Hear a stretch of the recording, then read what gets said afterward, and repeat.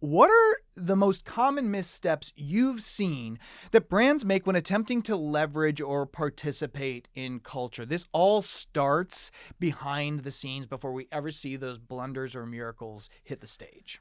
It's multifold. The first one starts with mistaking culture for popularity. Mm-hmm. They say, like, let's get our idea out in the culture.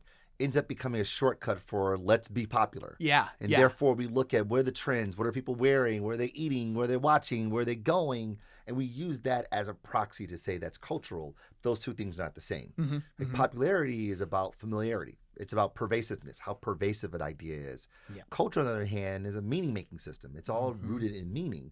One is about familiarity. The other one is meaning. Yes. There are things that are very popular but aren't terribly meaningful for me. Mm-hmm. And there are things that are meaningful for me that aren't terribly popular. So Yeah. these two things, there is a bifurcation between the two. And without having the like rigorous, meticulous articulation of what culture is, it prevents us from fully engaging in it. That's the first. Mm-hmm. The second is realizing that culture is there's a multiplicity to culture. There's many cultures. Yes, you actually cut out 20 menus. That's right. That's right. That's right. I mean, we got, like, we say things like, let's get our idea out in the culture. The culture. The culture. It's like, well, whose culture? Yeah. What do you mean? Mm-hmm. So the idea that we flatten culture to one monolithic thing reduces our ability to fully engage in it. So the first is we don't know what culture is. The second is that we think about culture as this sort of uniform sort of thing.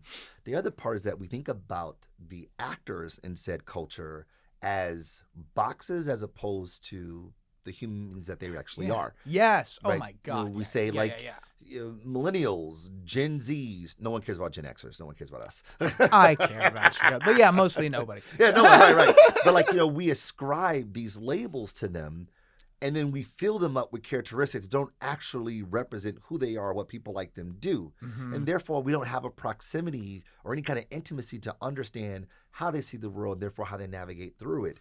Those three errors in and of itself make it almost impossible to engage in culture in any meaningful way. So therefore, we're just kind of throwing spaghetti on the wall to see what sticks. Yeah. Trying to be, hot. We try a thing. We do a lot of shooting in the dark, and prayerfully, God willing, inshallah, something lands. And as a result, we look at culture and see culture as this like black box that no one can unlock. And the idea is not about unlocking or having access to it. It's about engaging and contributing to it. But you can only do that when you have proximity and intimacy. That is just incredible. Thank you for breaking it down like that. And I think when you approach a culture as popularity, you lose the plot you become untethered from anything solid so quickly that even if something goes right, you don't really know why it went right. And so how are you going to replicate that? How are you going to scale that?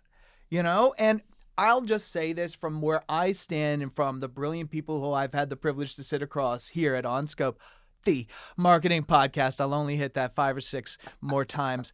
But it is that that is just a reflection of not knowing yourself deeply enough and thoroughly enough.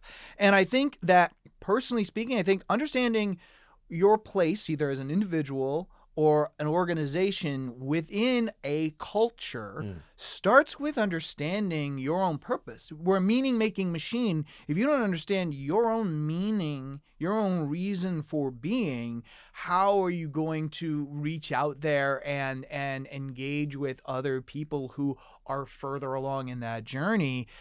Why do so often brands struggle with their own purpose? First of all, so well said. Thank you. And, Lauryn Hill said it best. Yes, she did. How you going to win if you ain't right within? Ooh, Like, let's cook.